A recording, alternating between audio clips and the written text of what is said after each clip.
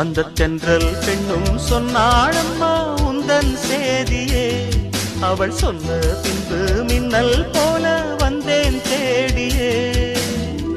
என்னை நீ தொட்டவுடன் என்னவோ பொன்னுதையா, முற்றுகை இட்டவுடன் சிற்றிடை தின்னுதையா.